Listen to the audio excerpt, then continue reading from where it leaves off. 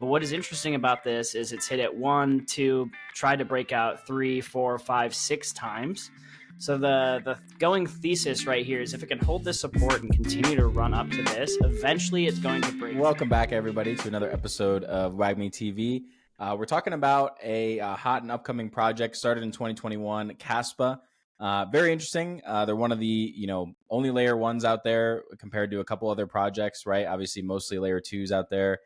Proof of work. So we're going to dive into a little bit of the background of it, but mainly get into the charts today and let you guys in on where we see it going. Charts are looking interesting, so we're excited to cover that.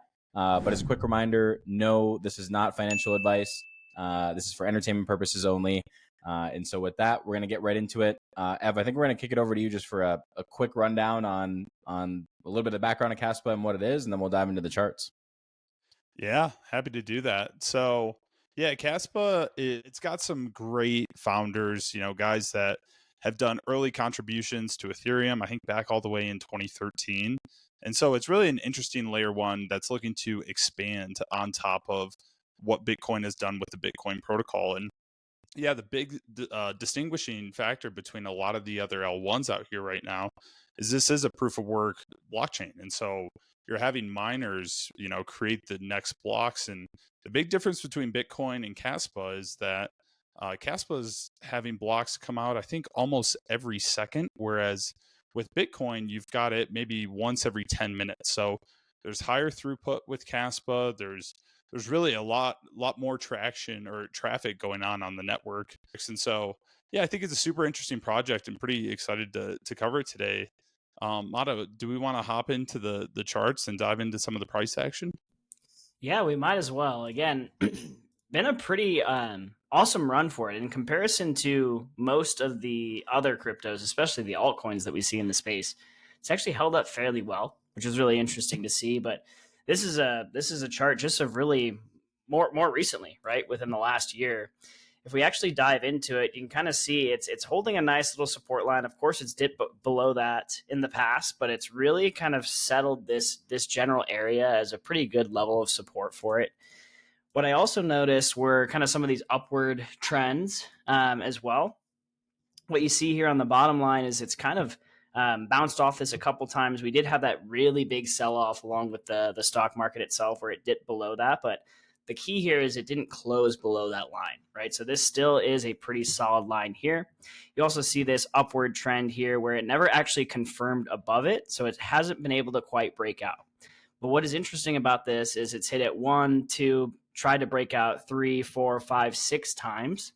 So the going thesis right here is if it can hold this support and continue to run up to this, eventually it's going to break down this area, right? You can kind of think of it as, a door, right? The more you hit on this door, the more likely it is, the looser it's going to get and the easier it'll be to break. So the probabilities are just a little bit higher as you continue to go along that route.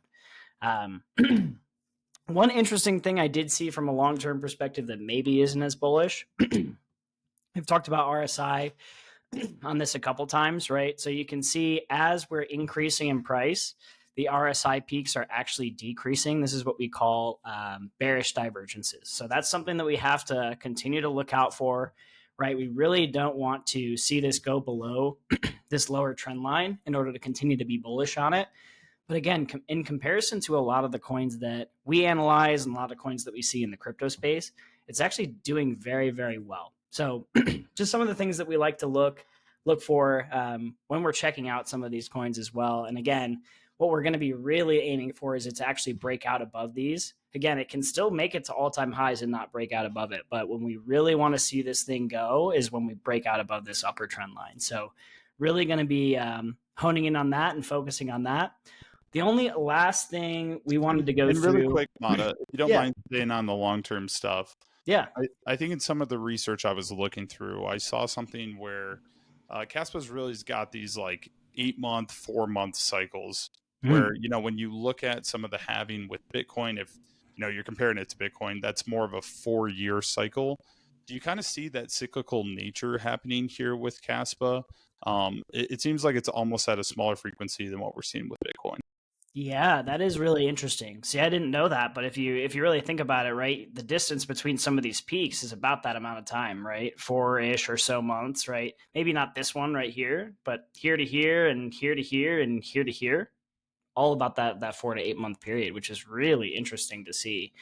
So something that we should definitely dig into as far as the fundamentals go Yeah. of the charts as well, because then you could maybe even predict, okay, when's it going to touch this lower line, and when's it going to have another chance to actually break out above this upper trend line. So that's really awesome. I did not even think about that. The only other thing we like to look at typically is the 200 and 50-week moving average, right? So we can see that it actually bounced pretty nicely off the 200 very recently. So what we're going to again hope for is that it stays above the 200, stays above the support line, so we can retest this and send it a bit higher, right? From there, you're in price discovery. So you're not quite sure where this is going to go, but again, looking very nice in comparison to a lot of the cryptos that we've been looking into recently, right? So when we think about looking at an L1, right, I think the two big dogs you compare it to are, Bitcoin and Ethereum, right? Of course, you have the others that are playing a little bit of catch up, right? Like your Solanas, maybe Link, who have some different use cases, but especially for a proof of work project, those are kind of the two big things that you look at. So when you're evaluating an L1, I think you really look at four key areas, right? You look at speed, you look at security, and really scalability, right? The last piece that I always like to bring up is like, hey, what did the launch look like, right? Was it an ICO? Did it feel like a little bit of a money grab? Was it pre-mine? Is distribution equitable? Those sorts of things, right? So I think it actually does combine kind of Bitcoin and Ethereum, which is in a way I think what they were trying to do. I feel like it kind of combines those two spaces very well, right? As far as Bitcoin goes, right, it has a lot of the security, inherits a lot of that from the Nakamoto consensus. And then as far as Ethereum goes, right, it has better speed than Bitcoin, and it has better scalability than Bitcoin because of that Ghost Stag protocol. So a couple of things that we look at, but what are your guys' thoughts on it? Yeah, I Well, mean, I would highlight the strength of this chart speaks for itself. I think like, what the viewers maybe don't know as much is for every project that, we end up talking about on this channel, we're going through tons and tons that we don't actually talk about. And that's really something that stood out to us was just the strength of this chart. A couple of things that we try to look at too is how has the price action kind of reacted to huge liquidation events. So, for example, you could see it in the chart that Armada just shared, but on August 4th, or whenever that kind of like Japanese yen whole liquidation stuff happened in the broader market, what we look for is charts that really respond out of the gate from that. So you can see like a huge liquidation happened and it just got straight up gobbled up there. That's exactly what you like to see, the relative strength of this token against all others, or most others that we look at. You also see that like a lot of the alts right now have actually lost key support levels and are trading now below. Like they basically have flipped their previous support levels into now new resistance zones. And so the fact that this token specifically has not done that is super bullish in our view. And then the last thing you think about is, at least in my view, newer tokens end up running the hardest. That's just, cycle over cycle. That's always been proven to be the case. And while this token technically launched like in the previous bull market, it still didn't have his heyday right during that bull market. And so when you comp this specific L1 to other L1s that have already been on previous cycles and already kind of have some of that like token uh drag, if you will, from previous cycles, this is not one of those cases. So all reasons to be excited, obviously on top of the fundamentals as well.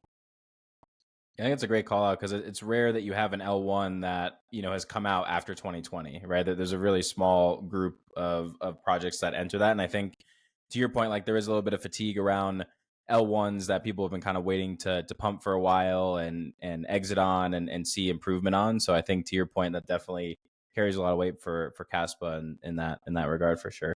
And the market cap too is just not even close to overextended by any means. I mean, for an L1 trading at like 3 to 4 billion ish market cap at the moment, in terms of what the market cap is at the time of recording, that's obviously, I mean, we've seen L1s that literally don't do anything go to tens of billions of market cap during a bull run. So yeah, that's what I'm thinking. Yeah, and I think another call out to what you're saying there, C, is there's not necessarily no new L1s getting pushed out, but there's none with this type of traction that KASPA has. And so that's a big distinction there. And I think that also calls back to kind of those four pillars that you judge all L1s by MATA. When you talk about venture capital and essentially funding that this project has gotten, none of those tokens were given pre-mine. It was done post-mine. My understanding is that the team that actually push out this layer one is now giving it fully back to the community. So there's a lot of strong pieces to KASPA that, maybe it doesn't have, the amount of KRC 20 tokens that like Ethereum has with their ERC 20 tokens, but it still has a lot of the good building blocks to be a successful L1 in the future. Couldn't agree more. I think that's great. Like I think we talked through obviously what you look for in an L1. We talked through why KASPA has kind of a unique advantage in terms of momentum. We talked about the charts and what that looks like.